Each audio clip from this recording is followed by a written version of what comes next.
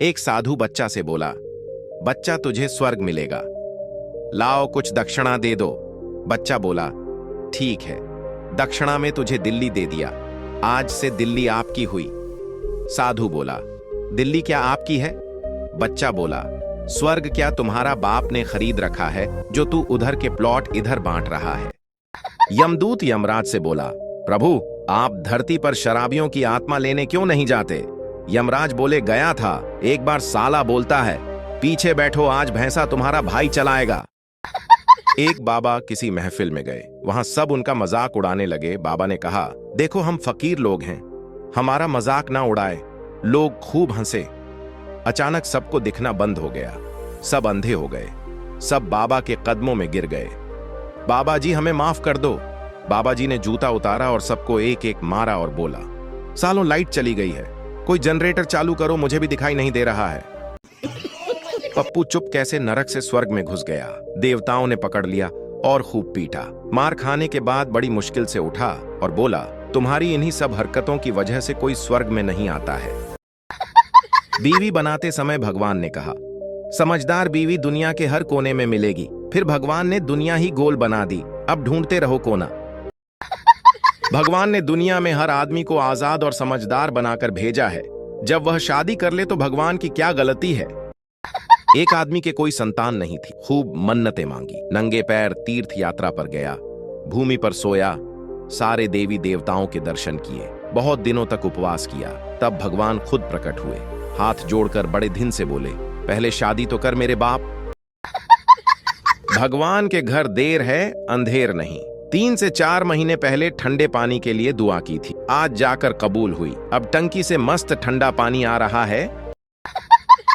एक लड़का राम मंदिर गया और रोने लगा, हे राम मेरी पत्नी खो गई। राम बोले, पास हनुमान मंदिर में जाकर FIR दर्ज करवा, मेरे वाली भी उसी ने ढूंढी थी।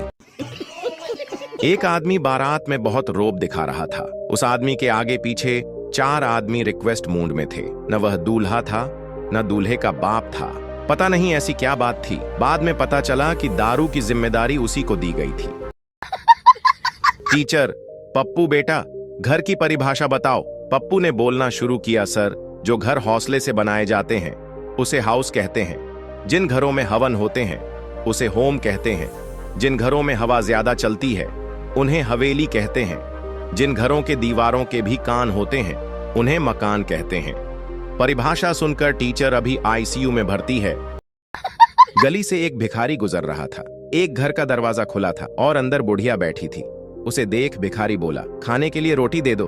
अम्मा रोटी तो अभी बनी नहीं, बाद में आना। ठीक है, ये लो, मेरा मोबाइल नंबर जब बन जाए तो मिस कॉल मार देना। ये सुनकर बुढ़िया के होश उड़ गए, पर वह कहाँ कम थी।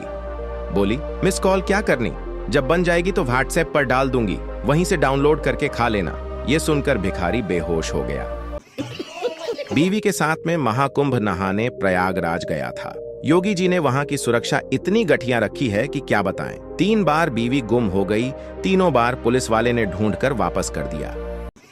एक प्लेन तूफान में फंस गया।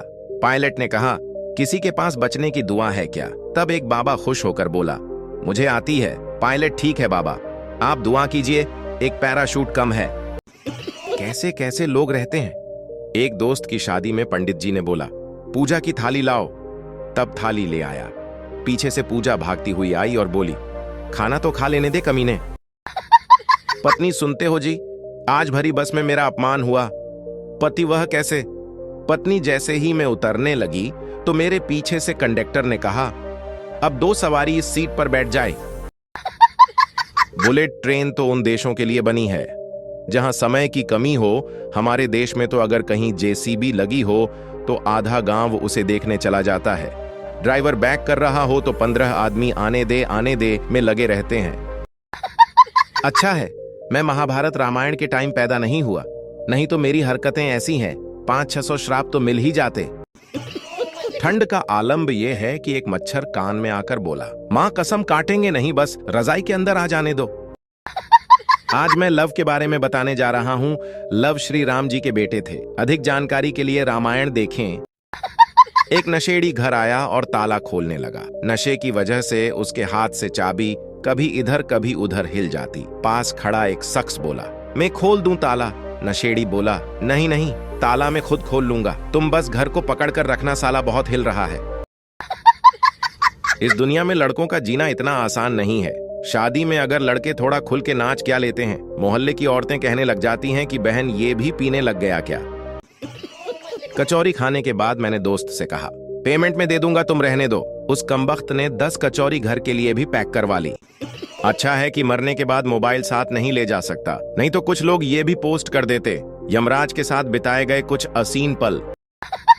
एक बार जंगल में एक बहुत बड़े से गड्ढे में शेर गिर गया। तभी वहां एक पेड़ पर बंदर आ गया। शेर का मजाक उड़ाने लगा, क्यों शेर, तू तो राजा बना फिरता है, अब तो अक्ल ठिकाने आ गई है ना, अब शिकारी तुझे मारेंगे, तेरी खाल निकालकर दीवार पर सजाएंगे। तभी वह डाल जिस पर बंदर बैठा था टूट गई, सीधे शेर के सामने आ गिरा। गिरते ही बोला, माँ कसम, माफी मांगने के लिए खुदा हूं। एक बार एक हाथी तालाब में गिर गया तो सब चींटियां बाहर आ गईं। एक चींटी हाथी की पीठ पर रह गई। दूसरी बोली, डुबा कमीने को डुबा, लड़कियों को छेड़ता है। कुछ बच्चे सड़क पर अपने पटाखे जला रहे थे। पटाखे में चिंगारी लगाई ही थी, तभी ठीक सामने से एक आंटी आती दिखी। सभी बच्चे चिल्लाने लगे, आंटी पटाखा, आंटी पटाखा। आंटी मुस्कुराई और बोली, नहीं रे पगले, अब पहले जैसी बात कहाँ। एक बार एक दामाद जी पहली बार ससुराल गए। पूरे दिन बैठे बैठे बोर हो गया तो गांव वाले से पूछा, यहाँ कोई एंजॉय करने वाली चीज है क्या? गांव वाले बोले, नहीं भाई, एक थी वह भी तुम ले गए।